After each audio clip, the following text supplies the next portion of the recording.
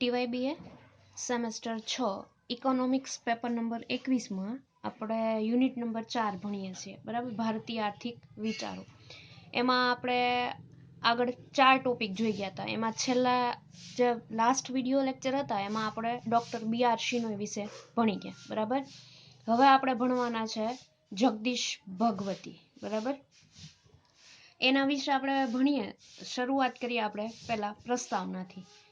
તો પ્રોફેસર ભગવતી છે એ અર્થનીતિ અને બજાર આધારિત અર્થવ્યવસ્થામાં માનવ કલ્યાણમાં કઈ રીતે સુધારો થઈ શકે, બરાબર, તે અંગે આંતરરાષ્ટ્રીય વેપારના સિદ્ધાંતોનું પ્રદાન કરેલું છે. અને આંતરરાષ્ટ્રીય વેપાર અંગેના દરેક પુસ્તકમાં જોવા જઈએ તો પ્રોફેસર ભગવતી છે ગૌરવપૂર્ણ સ્થાન ધરાવે છે, કારણ કે આંતરરાષ્ટ્રીય વેપાર વિશે એના અર્થશાસ્ત્ર વિશેના ખ્યાલો રજૂ કરીએ. અને નોબેલ પારિતોષિકથી એનું પુરસ્કૃત થયેલા જાણીતા અર્થશાસ્ત્રીઓ છે, બરાબર. એમાં પોલ સેમ્યુઅલ્સન છે એ તો પ્રોફેસર ભગવતીને અર્થશાસ્ત્રના પિતામહ એડમ સ્મિથ સાથે સરખાવે છે. અને પ્રોફેસર જગદીશ ભગવતી છે એક એવા ભારતીય અને ગુજરાતી અર્થશાસ્ત્રી છે જેમનું નામ 1998માં નોબેલ પારિતોષિક પ્રાપ્ત કરનાર ભારતીય બંગાળીય અર્થશાસ્ત્રી છે એ ડોક્ટર AK સેન જેટલું આંતરરાષ્ટ્રીય સ્તરે ઉભરતું રહ્યું છે. અને આવા ભારતના 2 આઉટસ્ટેન્ડિંગ અર્થશાસ્ત્રીઓએ આર્થિક વિચારોના ક્ષેત્રે ઘણો બધો અપ્રતિમ ફાળો આપેલો છે અને આગવું પ્રદાન કરેલું છે, બરાબર. હવે જોવા જઈએ પરિચય. પરિચય જોવા જઈએ તો પ્રોફેસર ભગવતીએ 1956માં કેમ્બ્રિજ યુનિવર્સિટીમાંથી અર્થશાસ્ત્ર વિષયમાં સ્નાતકની પદવી મેળવી અને ત્યારબાદ ઓક્સફર્ડ યુનિવર્સિટીમાં અભ્યાસ કર્યો અને 1961માં ભારત પરત આવ્યા. ભારતમાં તેઓ ઇન્ડિયન સ્ટેટિસ્ટિકલ ઇન્સ્ટિટ્યૂટમાં પ્રોફેસર પદે રહ્યા અને બાદ દિલ્હી સ્કૂલ ઓફ ઇકોનોમિક્સમાં ઇન્ટરનેશનલ ટ્રેડના વિષયમાં પ્રોફેસર પદે રહ્યા અને હાલમાં કોલંબિયા યુનિવર્સિટીમાં પ્રોફેસર તરીકે સેવા આપી રહ્યા છે, બરાબર. અને એ જ યુનિવર્સિટીમાં પ્રોફેસર પદ્મ દેસાઈ સાથે, બરાબર, પ્રોફેસર પદ્મા દેસાઈ સાથે લગ્ન ગ્રંથિથી જોડાયા.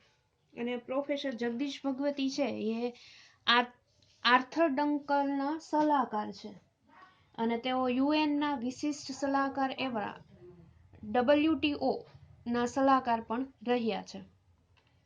અને એઓ નેશનલ બ્યુરો ઇકોનોમિક રિસર્ચના ડાયરેક્ટર પદ તેમજ ભારતના પૂર્વ નાણાપ્રધાન અને હાલના વડાપ્રધાન જે મનમોહનસિંહ હતા એના સલાહકાર રહી ચૂક્યા છે. અને તેમણે 300થી વધારે આર્ટિકલ્સ લખ્યા છે. New York times, wall street journal, financial times અને ધ ન્યૂ રિપબ્લિકનમાં તેઓ નિયમિત લખે છે. આંતરરાષ્ટ્રીય વેપાર પરના સર્જનાત્મક વિચારો રજૂ કરનાર તરીકે તેઓ પ્રસિદ્ધ છે. અને તેમણે ભારત સરકારનો જે પદ્મ વિભૂષણ એવોર્ડ છે તેમજ જાપાનનો ઓર્ડર ઓફ ટાઇમિંગ સન તથા સુસાંગડેન એવોર્ડ મેળવેલ છે. અને આંતરરાષ્ટ્રીય સ્તરે એમણે અનેક ઇન્ટરવ્યૂ તેમજ વ્યાખ્યાનો પણ આપ્યા છે. તેમણે અનેક માનદ ડિગ્રીઓ પણ મળેલી છે, જેમાં મહાલનોબિસ એવોર્ડ ભારત, પછી બર્નાર્ડ હામ prize Germany, Kennan prize USA, John Commons award USA, freedom prize Switzerland, Frank Seidman USA વગેરે છે એને માનદ ડિગ્રીઓ મળેલી છે. એમાં આ બધી ડિગ્રીઓ છે એ મુખ્ય છે. પ્રોફેસર ભગવતીના 5 પુસ્તકો ખૂબ ખ્યાતિ પામેલ છે, જેનો 16 ભાષામાં અનુવાદ થયેલો છે, બરાબર. જેમાં ફ્રી ટ્રેડ ટુડે 2002 અને ડિફેન્સ ઓફ ગ્લોબલાઇઝેશન 2004 બંને વધુ વિખ્યાત બન્યા છે, બરાબર. હવે આપણે જોઈએ પ્રોફેસર ભગવતીના આંતરરાષ્ટ્રીય વેપાર પરના વિચારો કે એણે કેવા કેવા વિચારો આપેલા છે. તો સ્વતંત્ર ભારતમાં 1951થી આયોજનમાં અમલમાં મૂકીને તે સંબંધી આર્થિક નીતિઓનું ઘડતર થયું અને સમયાંતરે એમાં પરિવર્તનો પણ થયા. પ્રારંભમાં જ પ્રોફેસર BR શિનોઈ છે એના દ્વારા જે ભારતની કેન્દ્રીય આયોજન પદ્ધતિનો વિરોધ થયો હતો. પણ ડોક્ટર AK સેને પણ ભારતીય કેન્દ્રીય આયોજનની ટીકા કરી છે. અને 1960 થી પ્રોફેસર જગદીશ ભગવતી છે એના લખાણોમાં પણ તે સ્પષ્ટતા જોવા મળે છે. અને પ્રોફેસર ભગવતીએ સરકારી અર્થનીતિની જે આંતરરાષ્ટ્રીય વેપાર પર કેવી નકારાત્મક અસરો થઈ છે એનું સૌ પ્રથમ ધાર દોર્યું છે. આઝાદી પછી મંજૂર થયેલો જે પ્લાનયુક્ત ઉદ્યોગો હતો અને એ સિવાયના ઉદ્યોગોમાંથી પ્રથમ વિભાગના ઉદ્યોગોને 3 વિભાગમાં વહેંચવામાં આવ્યું છે. બરાબર. એમાં પહેલો એવો વિભાગ હતો કે ખર્ચને ધ્યાને લીધા વિના રાષ્ટ્રના સંરક્ષણ તેમજ વ્યૂહાત્મક ઉદ્યોગો. બીજું એવું હતું કે પાયાના અને ચાવીરૂપ ઉદ્યોગો. અને ત્રીજું એવું હતું કે અન્ય ઉદ્યોગો. આમાંથી પ્રથમ બંને કેટેગરીના ઉદ્યોગો છે ટેરિફ કમિશનની શરતો મુજબ રક્ષણ આપવાનું નક્કી થયું. અને ઔદ્યોગિક નીતિમાં ઉદ્યોગો માટેના જે રોકાણો, એના માટેની જે પરવાનગી અને એમ જ કિંમત અને વહેંચણી પરના અંકુશો છે એ વગેરેની જોગવાઈઓ કરવામાં આવી. અને આ માટે ઉદ્યોગોની નોંધણી ફરજિયાત બનાવવામાં આવી. અને 1966 થી પરવાના પ્રથા અમલમાં મૂકવામાં આવી, જેમાં આયોજનના જે નક્કી થયેલા ધ્યેયો મુજબ લાયસન્સ ઇસ્યુ કરવા પર ભાર મુકાયો. અને દેશમાં જે વસ્તુનું ઉત્પાદન ન થતું હોય એ વસ્તુની આયાત કરવા માટે સરકાર પાસેથી આયાત લાયસન્સ મેળવવાનું રહેશે એવી પણ જોગવાઈ કરવામાં આવી. અને એના માટે 3 ઓથોરિટી કાર્યરત રહેશે એવું નક્કી પણ થયું. એમાં પહેલું એવું નક્કી કર્યું કે લાયસન્સ ઇસ્યુ કરવા, બીજું એવું નક્કી કર્યું કે આયાતી વસ્તુની જરૂરિયાત ચકાસી સર્ટિફાઈડ કરવી, અને ત્રીજું એવું નક્કી કરવામાં આવ્યું કે આંતરિક અવરોધો દૂર કરવા. આમ પરંપરાગત રીતે ઔદ્યોગિક વિકાસમાં સરકારી હસ્તક્ષેપ સ્વીકારવામાં આવ્યો. અને જે સરકારની આ હસ્તક્ષેપની નીતિની જે વેપાર પર કેવી નકારાત્મક અસરો ઊભી થઈ તે અંગે સૌ પ્રથમ ડોક્ટર પ્રોફેસર ભગવતીએ સ્પષ્ટતા રજૂ કરી. અને એમનો મત તો એવો હતો કે આવા હસ્તક્ષેપથી દેશનો ઔદ્યોગિક વિકાસ મંદ પડશે. અને સરકારના આ પગલાઓ માત્ર સંચાલકીય સ્વરૂપના વ્યવહારુ પગલાઓ છે અને એ આંતરરાષ્ટ્રીય આર્થિક સિદ્ધાંતો સાથે મેળ ખાતા નથી, એમ પ્રોફેસર જગદીશ ભાગવતીએ સ્પષ્ટપણે કીધું. અને જે ભારતની નીતિઓ હતી ઉદાર પણ હતી અને એક સાથે ઘણા દેશો સાથે સ્થિર હુંડિયામણ દરે આંતરરાષ્ટ્રીય વ્યવહારો પણ થતા હતા. અને ભારતની જે વેપાર નીતિમાં ઘણા પરિવર્તનો પણ રહ્યા, જેમાં વેપાર સિદ્ધાંતોને પણ ધ્યાને લેવાયા છે. પરંતુ તેની સફળતાનો આધાર અંતે આયોજનની જે કાર્યક્ષમતા પર રહે છે. અને ભારતમાં આયોજનની બિનકાર્યક્ષમતાને લીધે આંતરરાષ્ટ્રીય વેપાર પર કેટલી માઠી અસર કરી છે તે સામે પ્રોફેસર ભગવતીએ કેટલાક પ્રશ્નો પણ રજૂ કર્યા છે. જેમ કે એણે જે પ્રશ્નો રજૂ કર્યા એમાંનું એણે એવું નક્કી કર્યું, એવો પ્રશ્ન રજૂ કર્યો કે માંગ નક્કી કરવા માટે કયા ધોરણો અપનાવવા કે જે દેશમાં થતા ઉત્પાદન અને વિદેશમાંથી થતી આયાત દ્વારા સંતોષી શકાય.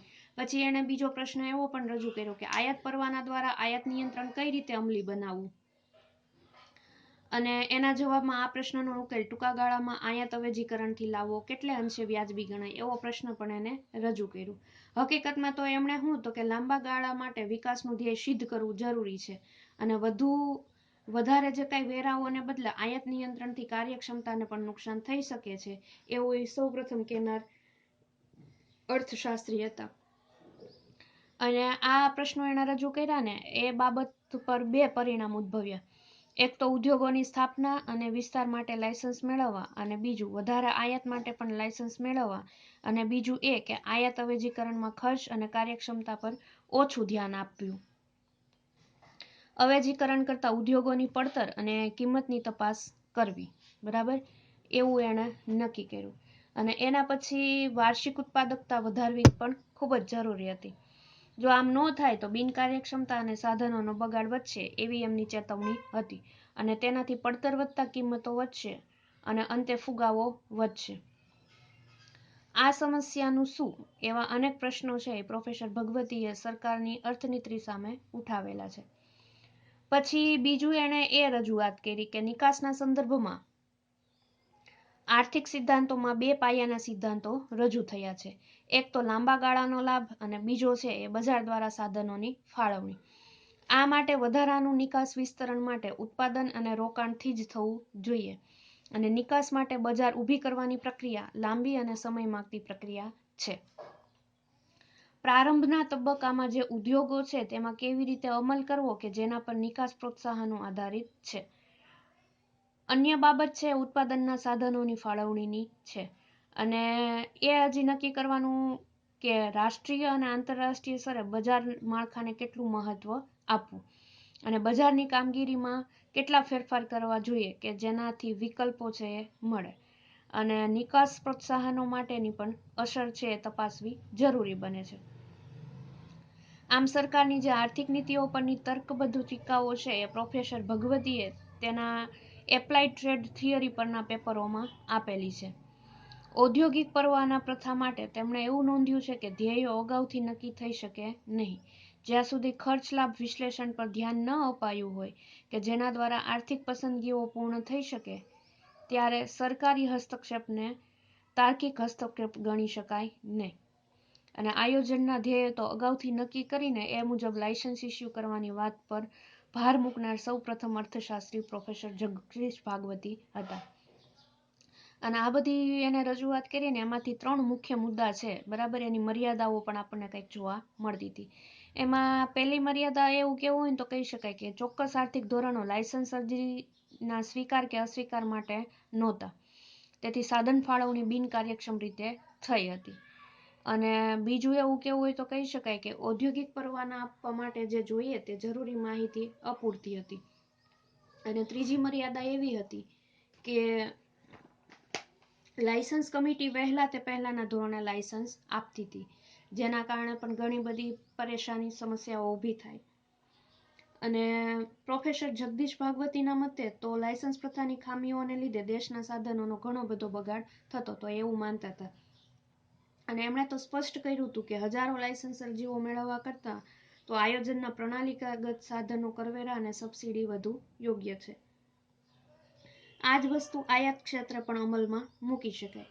તેમના મતે ટેરિફ પદ્ધતિમાં જે જથ્થાલક્ષી નિયંત્રણો ઉમેરવામાં આવ્યા તે અપૂરતા અને કોઈ આર્થિક ધોરણો વિનાના બિનપદ્ધતિસરના નિર્ણયો હતા, અને વ્યવસ્થા તંત્ર દ્વારા અમલમાં મૂકવા એણે જે જડ નિર્ણયો જ હતા.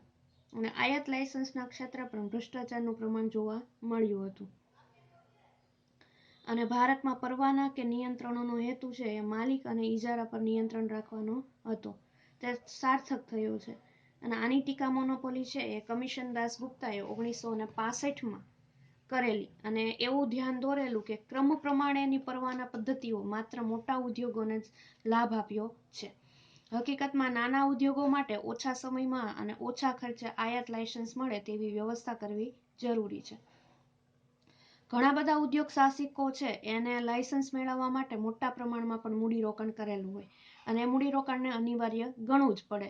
અને આવું જંગી મૂડીરોકાણ ધરાવતા નથી તેઓએ અમુક સ્તરના લોકોને મોટા પ્રમાણમાં નાણાં આપવા પડે. નિકાસ નીતિની સંદર્ભમાં પણ એવી નોંધ લેવાઈ હતી કે આયાત પરવાના મેળવવા માટે ખૂબ મોટા પ્રમાણમાં નિકાસ કરવી જરૂરી હતી. જો આવું કરવામાં ન આવે તો લાયસન્સ મળતું નહીં. એટલે પ્રોફેસર જગદીશ ભગવતીએ એવી સ્પષ્ટતા કરી કે આ બાબત માત્ર બિલ વધુ બનાવીને નિકાસ વધારી શકાય. જ્યારે પણ નિકાસ સબસિડી આપવામાં આવે ત્યારે વિદેશી હુંડિયામણના 2 નંબરી વ્યવહારોમાં વધુ નાણાં વસૂલાતા, જ્યારે ટૂંકા ગાળામાં બિલ પરની વધુ નિકાસ ભારતીય અર્થતંત્રને નુકસાન કરી શકે, કારણ કે તેના લીધે ખરાબ માલની નિકાસ થઈ શકે અને ખોટી વધારે કિંમત દર્શાવવામાં આવે અને જે મળે તે ભાવ લઈ શકે. જ્યારે ભારતની પ્રતિષ્ઠા મહત્વની હોય ત્યારે ભારતીય વસ્તુની ગુણવત્તાની ખરાબ છાપ પડી શકે. અહીં સરકારની જે નીતિ હતી લાંબા ગાળાની નિકાસ વધારવાની નીતિ, પરંતુ ટૂંકા ગાળામાં નિકાસકારો હતા એ વધારવાના હતા, બરાબર. અને એમના મતે આ જે સબસિડી પદ્ધતિ કરતાં પણ વધારે ખરાબ હતી. પણ ઘણા બધા જે વિકાસશીલ રાષ્ટ્રોએ આ પદ્ધતિ અપનાવી હતી, અને કોઈ અર્થશાસ્ત્રીને તેના વાસ્તવિક અંગત અમલ અને ઝીણવટપૂર્વક અભ્યાસ કર્યો નહોતો. પ્રોફેસર જગદીશ ભગવતી હતા એ એક જ એવા હતા કે જેણે આની વિશે રજૂઆત કરેલી હતી. હવે આપણે જોઈએ સમીક્ષા, બરાબર. તો ભારતીય આયોજનને એક ધોરણ પૂરું પાડ્યું, બરાબર, જેમાં આર્થિક પદ્ધતિની જે કાંઈ બિનકાર્યક્ષમતા હતી એ બહાર આવી, અને બિનકાર્યક્ષમતા જ નહીં પરંતુ ઉત્પાદન અને આયાતમાં પ્રત્યક્ષ નિયંત્રણથી જે કંઈ સંસ્થાકીય ભ્રષ્ટાચાર વધ્યો હતો, બરાબર. આથી પ્રજાનો જે પોલિટિકલ સિસ્ટમમાંથી વિશ્વાસ ઉઠવા લાગ્યો. અને આ બાબત છે એ ભગવતીએ ઉદ્યોગપતિના લેવાયેલ ઇન્ટરવ્યુમાં નોંધેલી છે. અછત ધરાવતી જે કાંઈ વસ્તુઓ અને લાયસન્સ માટે ઊંચા સંપર્કો અને લાયસન્સ જરૂરી હતા. ધીમે ધીમે અધિકારીઓને અમુક વસ્તુ ન કરવા માટે નહીં પરંતુ સરકાર જે કરવા માટે તેમને પગાર આપે છે તે કરાવવા માટે તેમને નાણાં આપવા પડે છે, એવું પ્રોફેસર જગદીશ ભગવતી છે એ સ્પષ્ટપણે માનતા હતા.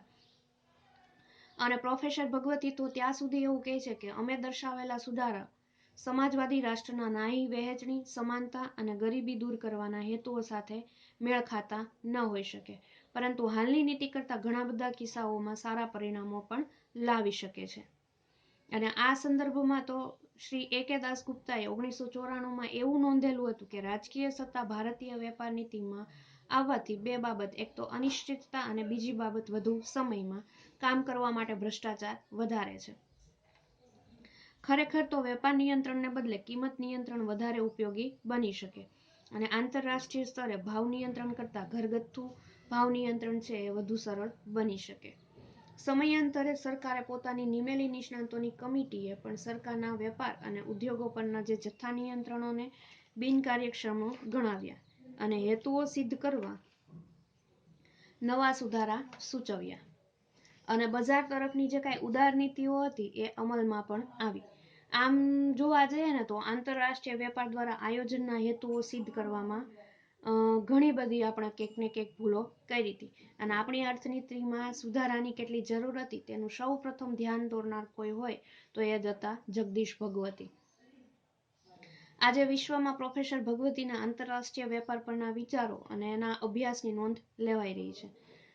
તેઓ આર્થર ડંકેલના WTO અને UN સલાહકાર તરીકે કામ કરી જ રહ્યા છે. અને 10 મે 2007ના રોજ બુશ એડમિનિસ્ટ્રેશન અને ડેમોક્રેટ્સ ઇન કોંગ્રેસ વચ્ચે વેપાર માટે જે એગ્રીમેન્ટ જાહેર થયું તેમાં મજૂર ધોરણોનું આંતરરાષ્ટ્રીય વેપારમાં સંકલન કરવાની માંગ કરવામાં આવી. મજૂર અધિકારીઓને મજબૂત રક્ષણ આપવાની US ડીલ વિદેશ વેપાર પર ખૂબ જ ગંભીર અસરો ઊભી કરી શકે છે અને તે અંગે એમણે રજૂ કરેલ પેપર પણ નોંધનીય છે.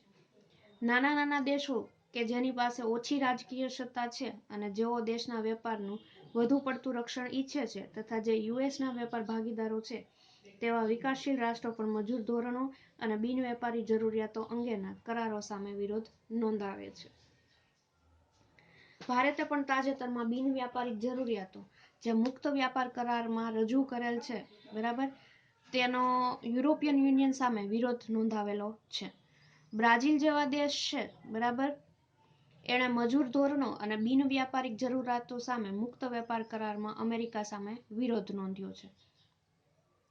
અમુક ડેમોક્રેટ્સ તો એવું માને છે કે વિકાસશીલ રાષ્ટ્રો અને જે રિપબ્લિક રાષ્ટ્રો છે એ મજૂર ધોરણો સામે વિરોધ નોંધાવે છે અને તે નૈતિક રીતે ખોટા છે. મજૂર ધોરણોને US વ્યાપાર ડીલમાં સામેલ કરવું તે મજૂરોને સમજવાનો પ્રયાસ નથી પરંતુ એક ભય અને સ્વહિતનો મુદ્દો બની જાય છે.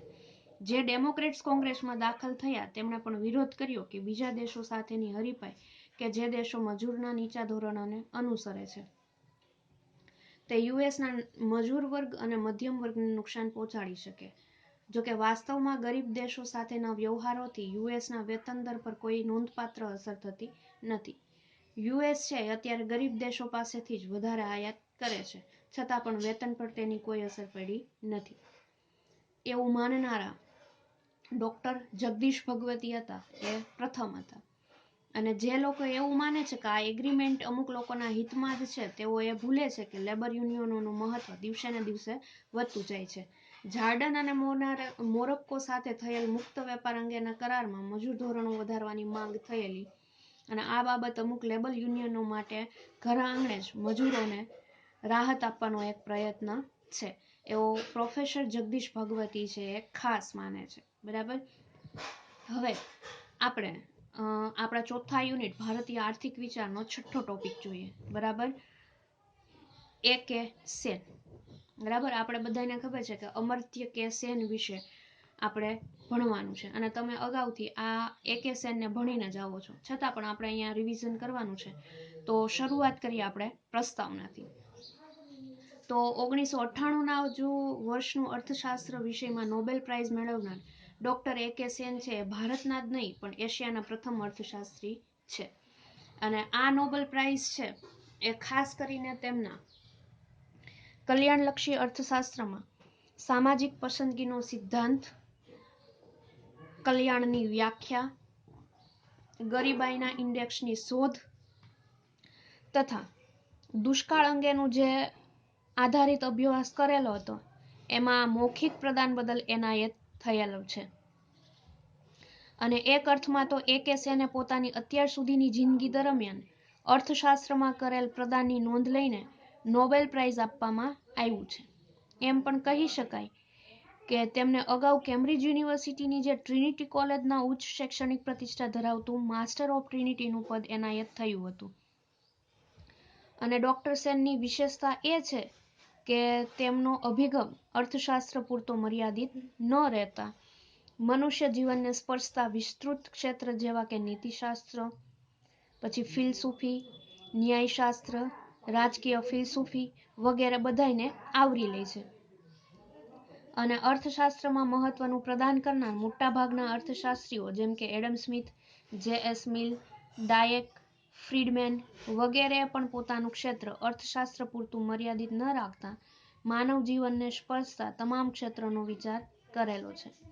અને એડમ સ્મિથનું જે વેલ્થ ઓફ નેશન્સ જેટલું પ્રસિદ્ધ થયું છે એટલું જ અગત્યનું તેમનું થિયરી ઓફ મોરલ સેન્ટિમેન્ટ્સ પણ ગણાયું છે.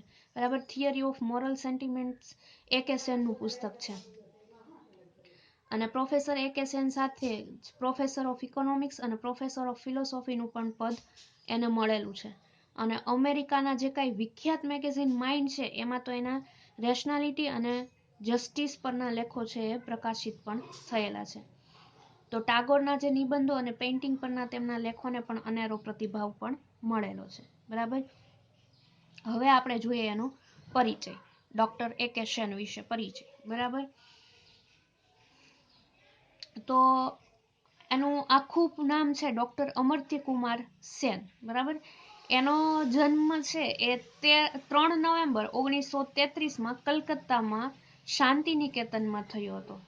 અને એમનું બાળપણ છે એ નોબેલ પ્રાઇઝથી પુરસ્કૃત જે કવિવર રવિન્દ્રનાથ ટાગોર છે, બરાબર, રવિન્દ્રનાથ ટાગોરના શાંતિ નિકેતનમાં વીતેલું એમનું બાળપણ. અને નાની વયે એમનું સ્વાસ્થ્ય બગડતા તેમના માતાશ્રી છે, બરાબર, એ ટાગોરને જ્યારે આશીર્વાદ માટે મળે છે ત્યારે ટાગોરે તેમને અમર્ત્ય એવું નામ આપેલું. અને આ નામ છે કેટલું સાર્થક થયું.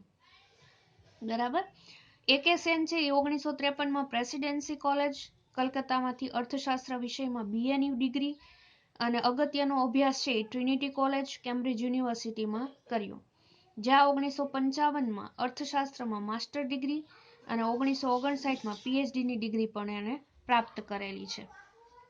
હવે જોવા જઈએ આપણે એની શૈક્ષણિક કામગીરી. તો ડોક્ટર સેન છે એ 1956થી જ જાદવપુર યુનિવર્સિટી છે કલકત્તામાં એમાં અર્થશાસ્ત્ર વિષયમાં પ્રોફેસર તરીકે જોડાયા, જ્યાં તેમણે 1956થી 1958 દરમિયાન સેવા આપી. અને તે સાથે જ 1957થી 1963 દરમિયાન તેઓ ફેલો ઓફ ટ્રિનિટી કોલેજ એટલે કે કેમ્બ્રિજમાં નિમાયા. અને 1963થી દિલ્હી સ્કૂલ ઓફ ઇકોનોમિક્સમાં અર્થશાસ્ત્ર વિષયના પ્રોફેસર પદે રહ્યા. 1971 સુધી અને ત્યારબાદ 1971થી 1979 સુધી લંડન સ્કૂલ ઓફ ઇકોનોમિક્સમાં પણ જોડાયા. અને ત્યારબાદ 1980થી 1988 ઓક્સફર્ડ યુનિવર્સિટીમાં સેવા આપી. અને 1987થી 1997 દરમિયાન તેઓ એક સાથે અર્થશાસ્ત્ર અને તત્વજ્ઞાનના વિષયમાં પ્રોફેસર તરીકે લેમોટ યુનિવર્સિટીમાં, પ્રોફેસર હાર્વર્ડ યુનિવર્સિટીમાં રહ્યા. અને 1997માં તેમણે શૈક્ષણિક ક્ષેત્રે ગૌરવપૂર્ણ ગણાતું માસ્ટર ઓફ ટ્રિનિટીનું પદ એનાયત થયું. અને તેમણે અન્ય યુનિવર્સિટીઓમાં પણ વિઝિટિંગ પ્રોફેસર તરીકે સેવા પણ આપી છે. તેમાં સ્ટેનફોર્ડ યુનિવર્સિટી, કેલિફોર્નિયા યુનિવર્સિટી છે એ મુખ્ય છે. બરાબર, અને એમના અનેક પુસ્તકો છે એ પ્રકાશિત થયેલા છે, જેમાં મુખ્યત્વે ગ્રોથ ઓફ ઇકોનોમિક્સ 1960, પછી collective choice and social welfare 1970, પછી choice welfare and measurement 1982, ethical of economics 1986 અને ઇન્ડિયન ડેવલપમેન્ટ 1997 વગેરે છે. અને તેમને અનેક એવોર્ડથી નવાજવામાં આવ્યા છે, જેમ કે Mahalanobis prize 1976, Jean Mayer global citizenship award 1993, Indira Gandhi gold medal award of Asiatic Society 1994, Edinburgh medal 1997 અને નોબેલ પ્રાઇઝ ઇન ઇકોનોમિક્સ 1998. બરાબર. હવે આ પછી સેને કલ્યાણ અર્થશાસ્ત્ર અંગેના વિચારો પણ કંઈક રજૂઆત કરેલી છે. બરાબર. જોઈએ કે પ્રોફેસર સેન છે એને આર્થિક વિકાસ જેટલું જ મહત્વનું સામાજિક વિકાસને પણ આપ્યું છે. અને એ તો એવું માને છે કે સામાજિક વિકાસમાં કેળવણી અને સ્વાસ્થ્ય ઉપરાંત જે જાતીય સમાનતા અને આર્થિક અધિકારોની પ્રાપ્તિનો પણ સમાવેશ થવો જોઈએ. સેનના મતે તો આ બધી બાબતોની અસર છે એ સીધી જ રીતે માનવ સુખાકારી પર થતી હોવાથી આર્થિક વિકાસ અને વહેંચણાઈ પણ થાય છે. બરાબર. એટલે આ બાબતમાં રાજ્ય અગત્યનો ભાગ ભજવવાનો હોય છે.